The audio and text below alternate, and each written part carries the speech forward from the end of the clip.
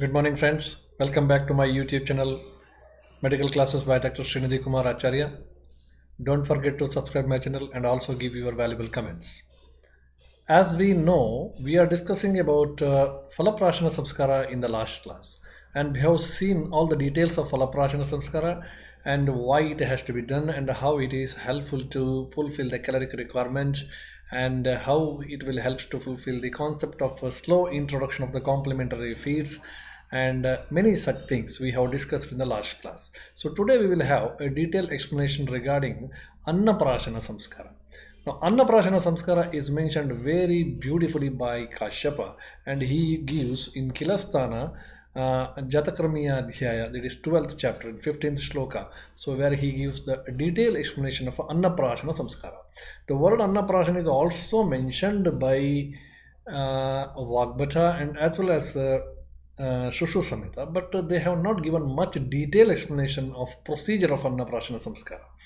Whereas Ashtanga Sangra explains beautifully one important weaning food like material, that is Priyala Modaka.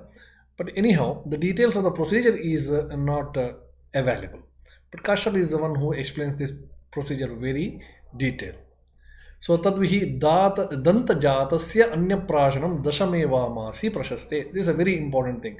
He gives a very important concept that if you are giving anna means not only rice and all those things here. Anna means any solid substances. If you are giving any solid food materials to the child, the first criteria that should be there is jata dantasya. Danta should be there without teeth and all. So how you can churn this thing? How you can churn this food material? Therefore, it is impossible. Okay, that's a very important one aspect. Another one is first he told that phalaprashana should be done, and there is a concept of tongue thrust. Okay, usually many of the mothers will face this problem when they start giving the solid food materials at the earlier part. Sometimes mother will not listen to the doctor's advice, and sometimes they have a very enthusiastic to make their child grow faster. So usually what they will try is they will try this complementary feed at the earliest, that means in the 6th month itself, or sometime in the 4th month or 5th month itself.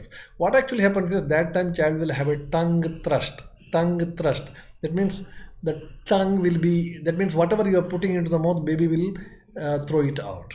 Okay, so what happens when you try this complementary feeding at the earlier? So child will show the tongue thrust and it will put everything outside, throw everything outside. Now mother is get frustrated, and because of this, the whole process of complementary feeding introduction will be get affected. Now mother is fed up. Okay, mother is trying and trying. Child is putting everything out. Mother is fed up and she will leave the effort. Actually, it is a mistake of the mother that she is introducing during that time when child is having or newborn is having tongue thrust. That's physiological. Tongue thrust will be there, and after 6 months the tongue thrust will disappear. And then if you try the complementary feeding, child will take it. But unfortunately, what we are doing is our mothers are doing is they're doing it earlier and getting frustrated and then leave the effect when really the time comes to start the complementary feeding. By the time mother was frustrated and she will leave all the effort and she come to doctor says that my child is not taking anything, I have tried everything. No, it's not like that. So therefore what Kashyapa very clearly says, danta jatasya, that means at least there should be appearance of 2 or 3 teeth. Okay, like incisor and all those things, then only the baby start enjoying the complementary food.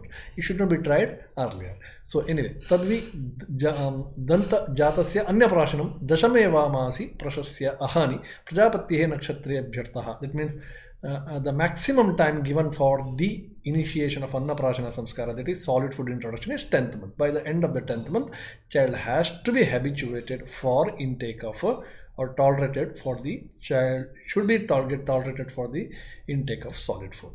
So it does not mean that at the 10th month itself you have to start very strictly. No, it's not like that. 10th month is the maximum time which is given. So like this, these are the different procedures how we have to do the Anna-prashana. That has been explained. We will see it in detail.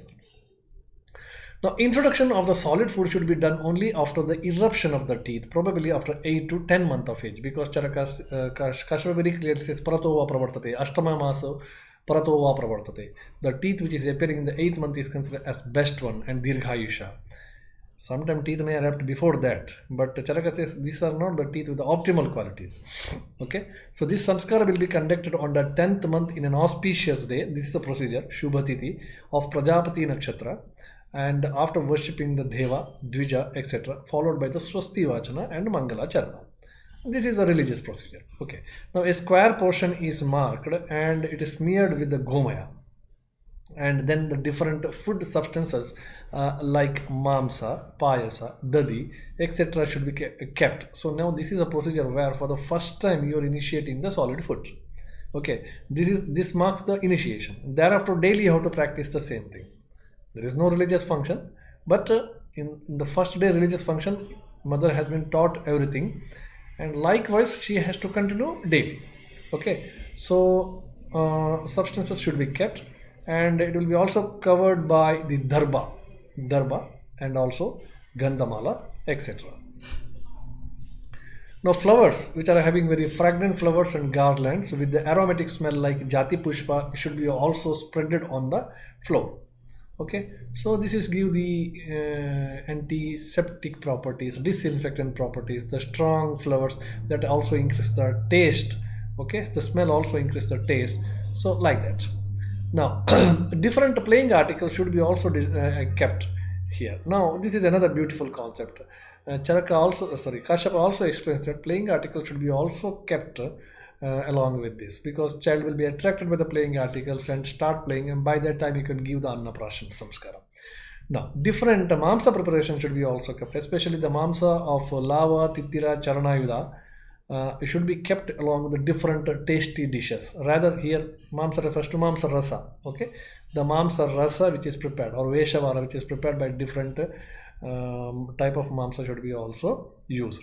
So now giving meat, okay, or this is one of the best way of giving animal proteins. Okay, baby need the animal protein because they are more homogeneous and easily get absorbed. So then the physician should sit facing the eastern direction, Purvadik. Okay, now the procedure starts. Meanwhile, child after taking the bath, so these are the preparations we have done the area for the religious procedures and all those things. Now meanwhile the child after taking the bath get decorated with the cloth and also ornaments. It's now 6 month age, it's now 10-month old baby. Okay, so it should be decorated well now, and after performing the protective measures like raksha karma, etc., and made to sit by facing the west. Physician has to sit on the facing east direction, and child should sit by facing west direction. Now the Agni Prajwalana, Homa should be prepared, Homa and Havana should be done. So Agni Prajwalana should be done. Then Anna and other dishes are offered to the Agni first. Okay, to the Agni first along with the chanting of the mantras. So now you can ask why this Agni Prajwalana should be done, and why before giving any food material to the baby you have to offer it to the Agni. One is it's a religious belief, no doubt. Okay, we are praying the god and all those. Second one is this is a type of what you say Agni Pariksha. Agni Pariksha, this refers to testing of the Anna before giving, introducing to the baby. It has to be tested whether it is get poisoned or not. Okay, for example, this is one of the method of testing the dishes for Visha Lakshanas. So we are giving, after all, we are giving the food to the baby, very precious baby, and before introducing anything, giving, it should be clearly tested that whether it is spoiled, whether it is mixed with any poison, when a toxic substance are mixed, whether it is adulterated. This has to be checked. So this is one of the best method followed by our Ayurveda to before giving any substances to the human beings. It has to be clearly tested. Now here we are doing the Agni Pariksha. Here when you put the some amount of the prepared food material to the Agni first before giving it to the baby, by looking at the color which is produced from the Agni, you can assess some of the Visha Lakshanas. Okay, if the food is mixed with the Vishas, then the flame, after putting it to the Agni, the flame gives a different color. Okay, this has been very in detail explained by Vagbhata in Vishadravya Adhyaya in Sutrasthana. Very beautifully explained. So it has to be tested for different types of Visha Lakshanas. Once it is clear, then only we have to go for introduction of the same food to the baby. The same practice is also followed in Hindu religious tradition many times, especially in South Indian culture. If you see, before offering any food to the guest in a big gathering, initially it has been given to the gomaya. We say it should be given to the cow. Okay, it should be given to the cow. Whatever all the dishes we have prepared, that should be kept in small amount in a plate, and first it should be offered to the cow. Okay, we will call it as go grasa. We will call it as go grasa, and after consumption by the cow, then only the guest should be served with these dishes. Okay, so idea is very clear. One is our religious feeling and holy feeling, whatever we are having. Another one is this is also a test for the toxicity. After taking that, if the cow is okay, then only it is served to the guest. Similarly here also, first you put it on the agni, and if you find that everything is fine, there is no different colors, there is no any toxic substances get mixed over here, and then only you give it for the child. So this is a very beautiful concept. Now leftover material after giving offering to the agni, that is yajnashesha, should be taken and squeezed and mashed with the thumb and given to the child for 3 to 4 times. After doing this agni pariksha, then you just smash the food material, soft food material, and should be given for the child for 3 to 5 times per day. Gradually you have to increase. Okay, it's not that first time itself you have to go for 3 times. Now, after giving Anna, Jalapana should be also, some amount of the small amount of water, boiled water or warm water should be also given. Now, this should be started in the 10th month, and further by observing the tolerance and digestive capacity of the child, gradually it has to be increased by different types of solid foods are introduced. So, initially it should be started by 10th month. Okay, they are not telling exactly that only you have to start by 10th month, then it leads to some of definitely it leads to nutritional problems. Okay, so because by the 10th month baby needs a lot of energies, a lot of calories, so 10th month is too late. So what they say is by 10th month this process has to be completed and child should be habituated for the solid substance. That's the intention. Okay, so because by 12th month, 1 year, baby should be made accustomed to family food. The contemporary science also says by the end of the 12th month baby should be able to take all the food that adults take. Okay, so you have to make the baby accustomed for all such food substance by 1 year of age. So by 10th month, so we have to complete the process of Anna-prashana. Okay, so now as for Kashyapa, in the 6th month, we know that in the 6th month, breastfeeding with the gradual introduction of the fruit juices should be given, and 6 to 10 months again the Phalaprashana with the gradual introduction of the solid food substances should be given along with the breastfeeding. Breastfeeding should not be stopped. And 10 to 12 month Anna-prashana with the different varieties of solid food along with the fruit juices and breastfeeding should be given. And 12th month onwards, different food that child like and all the family members that take that can be given. So Sushruta says Anna-prashana should be done in the 6th month itself. There is a slight difference. Sushruta says Anna-prashana should be done by 6th month itself. Initially start with the semi-solid food, then go for the Anna. But Kashyapa is quite clear. Initially you start with the Phalaprashana, then you go for Anna-prashana. Anyway, see, this is how the Ayurveda says about the complementary feeding. Okay, 6 month breastfeeding is always there. Okay, from the beginning itself up to 2 years of age, breastfeeding should not be stopped. It should be given as far as possible in the minimum amount. It should be given even at the age of 2 years also. Along with that, you have to slowly start with this type of Phalaprashana, and then Anna-prashana, then Anna, then the family members, family food. So like that you have to go. And now different food for Anna-prashana. What are the different substances that you have to use for the Anna-prashana? That is also very important. Shalinam, Shashtikanancha, Purananam, Visheshya. You can try with so many other substances, but these are the substances mentioned by Kashyapa. Okay. Shalinam, Shashtikanancha, Puranancha, Visheshataha, Tandule, Nistushe, Brushtehe, Kshalitehe, Sadita Dravaha, Sasneha, Lavana, Leheha, Balanam, Pushtivardhanaha. Godumanam, Tata Churna, Javanam, Va Api Satmitaha, Vidanga, Lavana Snehi, Pakposhna, Lehanam Hidam, Brusham Bhinna Purishasya, Kodravanam, Vidhapayet.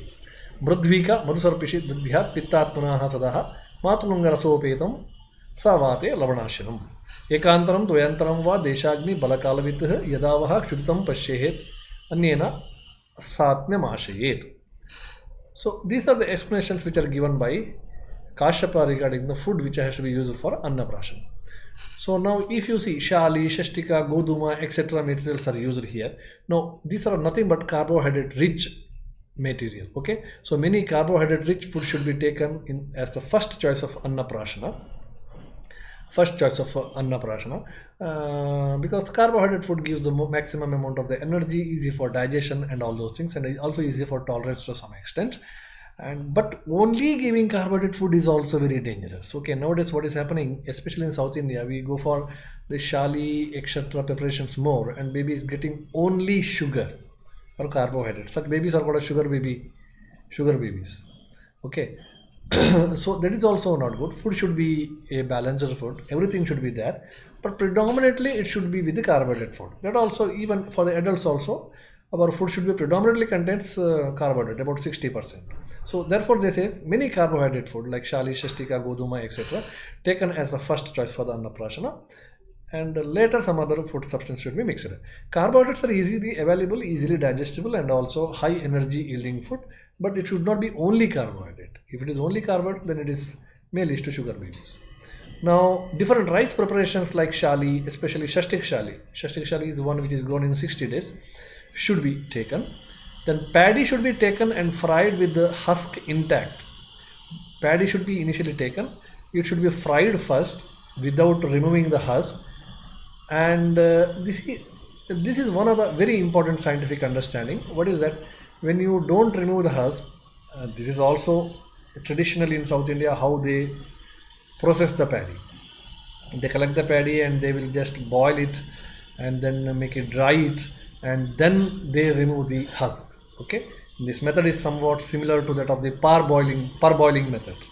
Okay, so benefit is the husk portion actually contains so many micronutrients and all those things. So when you go by this method, it is frying it with the husk intact, so that helps to retain some of the micronutrients and vitamins. Okay, because outermost portion, especially in the outermost portion, that contains many important vitamins. Vitamin A, for example, vitamin A.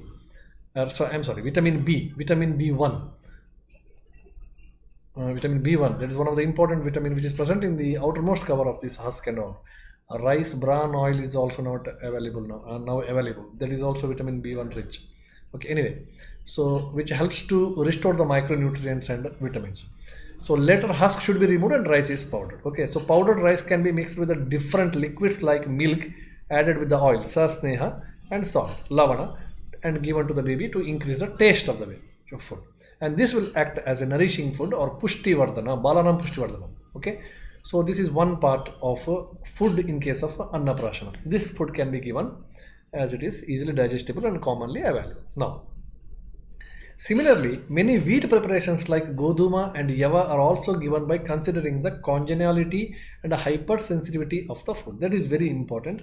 Wheat preparation should be given. Okay, so shalinam shastikadam godumanam visheshata.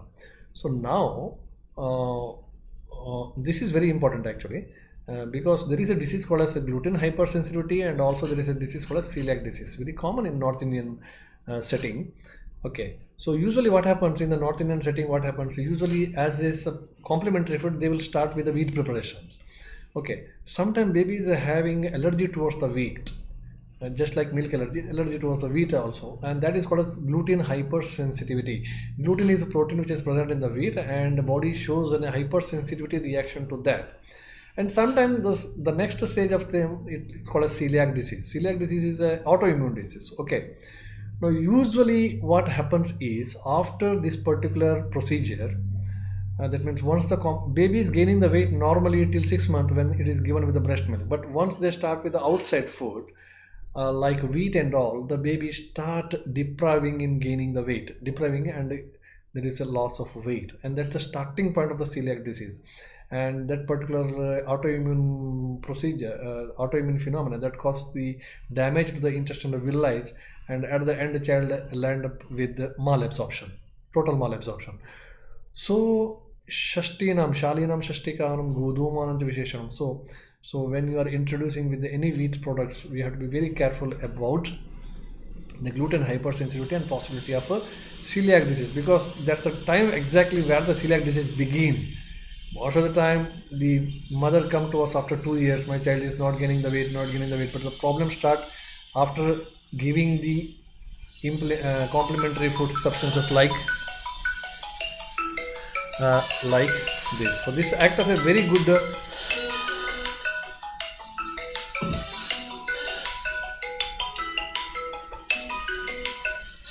so this act as a very good nourishing now. So this part has to be kept in mind. So above explained shali, godima and above preparations can be mixed with the vidanga, then lavana, oil, and also ushna avaleha can be prepared and given to the baby. So these 2 points I have explained about the very careful when you are giving the wheat preparations, especially nowadays it's very common, very unfortunate to have the celiac disease. It's a more common problem in North India setup as the wheat is the main food. So this has to be just like we test for the cow's milk allergy. Similarly, it is now necessary to test for the wheat allergy. Okay. So now anyway, this act as a very good nourishing food. The introduction of the solid food to the infant is mostly associated with the gastric upset. Now, it's quite common. Every mother knows that whenever you start with the solid food for the first time, usually child will have the gastric upset. So now Kashyapa says that if the child is having atisara after giving Anna-prashana, then he says that kodravanam nidapayit. So then you have to go for the kodrava. Kodrava is actually one of the this danyas. Kodrava danya is very a high calorific diet. It's a very high calorific diet with a slight madakari effect. Now in Atisara they explain this Kodrava, which is highly nutritious, calorific, and also having slight madakari effect, and given to the child. If after giving Anna-prashana, if the child develops Atisara, then Kodrava should be given. Two important things are there. One is it is highly nourishing, and kodrava is highly nourishing and calorie rich food. Second is kodrava is also having some sedative effect, so madakari effect, so it helps to reduce the peristaltic overactivity of the peristaltic movement, so that atisara can be decreased to some extent. Okay, so we know that most of the these sedative drugs, so they are also used as to decrease the peristaltic movement. For example, morphine derivatives, loperamide, etc., what we are contemporary science usually indicates. Ayurveda uses many other drugs like Jatifala, Ayurveda uses Ahifenas. Okay, so with this intention of as it is having some madakari effect also, it helps to reduce the peristaltic movement and decrease the chances of atisara. Now, baby with the symptoms of increased pitta, suppose after intake of this Anna-prashana, if the baby is having symptoms of increased pitta, then mridvika, honey, and grita should be given. Mridvika is slightly virechaka in nature, so probably because of that reason, mridvika, honey, and grita should be given with the food. And if there are symptoms of increased vata after giving Anna-prashana, then the matulunga rasa should be given. Matulunga rasa is nothing but a citric food category, so it's a very rich implementation of vitamin C and all those things. Now, introduction of the solid food varies with the desha, digestive power, and strength and time. This is what I'm telling you. If you go for the South Indian setup, rice is the major complementary food which we will start, whereas in North India it is rice. In different parts of the country, we have got a different weaning food. Sometimes they will start with the animal food also. Okay, so animal food also. So it depends upon the desha, digestive power. Yes, very important. Strength and as well as timings. Timings I told about the tongue thrust and all those things. Now it should be given one time per day, 2 times per day, 3 times per day, and gradually it has to be increased, and it should be given then later whenever the baby is hungry. Again, the message is very clear: don't stop the breastfeeding if it is available. Similarly, Vagbhata explains a certain nourishing food for the complementary food or weaning food, and he explains Priyala Modaka. Priyala Majja, it's very rich in essential fatty acids. Okay, when it is mixed with the Madhuka, Madhu, and Laja and Sita, and cooked to a Modaka form, it acts as a high calorie nourishing food for the baby, and also it's the best should be best for giving during the weaning period or as a complementary feeding. And this should be mixed with the Deepaniya drugs, lava, titira, then sharkara, laja, saktu, dataki, pushpa, etc. to enrich the energy and caloric value. Priyalamajja is proved to have, as I told earlier, high levels of essential fatty acids, so it is an ideal weaning food along with the other foods. Carbohydrate digestion starts from the mouth itself, so with the action of the tannin on the maltose, as we know, hence solids are indicated only after teeth eruption. This part also we have discussed. Datajantasya, Kashyapa very clearly says. So weaning food should be palatable and so should be added with the sneha and as well as lavana. Now different citric fruits are also explained. Citric fruits like Matulunga rasa contains vitamin C, which is helpful for the absorption of the iron and also for the hemopoietic purpose. So parboiling nistushaha mentioned. Parboiling is one of the popular method of preparing the weaning food, which is explained in Ayurveda too to prepare the baby food. Therefore, nistushaha. So without removing the husk of the paddy, we have to boil it, then you have to fry it, and then you have to dry it, and then it has to be the husk will be removed, and then it should be grinded. So this is a method of parboiling. So this helps to retain the micronutrients and vitamins which are present in the husk outermost portion. That's one of the problem with the polished rice also. When you go on giving the polish to the rice and to make it white, more white and beautiful, then we are removing the very important vitamin portions like vitamin B and all. It should not be done. To look at some of the clinical understanding now, Ayurveda explains Dugdapana in the first month, Phala in the sixth month, Anna-prashana in the 10th month. Then says that Anna should be given, family food should be given by 12 months. So this shows that how Ayurveda explains the process of implementation of complementary feeding in a very systematic and slow fashion, so that without disturbing the tolerance capacity of the child. Now, tolerance, digestive capacity, gastric upset, satmiyata, that is hypersensitivity. Hypersensitivity maybe with the cow's milk, maybe with the gluten preparations, maybe with the goduma, sometimes maybe with the soybean and all those things. So satmiyata should be always tested before introduction of the food. So therefore, I will say very clearly, satmiyata should be tested. Then timings will be here suggested. Now this is very important. Many times this gives a very wrong message that Ayurveda says that solid food should be only started after 10th month of the life. No, it's not like that. It's not like that. Please correct it. Don't adhere to this strictly. The 10th month. By the end of 10th month, the process of Anna-prashana Samskara should be completed. And Kashyapa very clearly says, if it is not completed by 10th month, then child is more likely to have balashosha, parigarbhika, like nutritional disorders. Okay, so many times the present day people, contemporary people also object on this, telling that Ayurveda says that it should be given only after 10th month, then there will be nutrition disorders. You are exactly right, and Ayurveda didn't say that. Ayurveda says that by the end of the 10th month, you have to complete the process of Anna-prashana. And Ayurveda itself says, if you don't complete, then some of the nutritional problems like balashosha, parigarbhika, kasa, shwasa, etc. are quite common because of immune deficiency in the child. So as the infancy proceeds, calorific requirement of the baby increases due to increased activity level and also because of the rapid growth of the baby. So we need to provide the extra calories. Okay, so providing higher calorific supply along with the breast milk is very essential. So most of the drugs are carbohydrate rich foods, so which provides high energy and easy for the digestion, and you have to also add fat and other substances accordingly by considering the tolerance of the child. Now, many Mamsarasa preparations are also explained in this context, which provides the homogeneous animal proteins. Okay, that's also very good because it's a ready-made food for the protein child.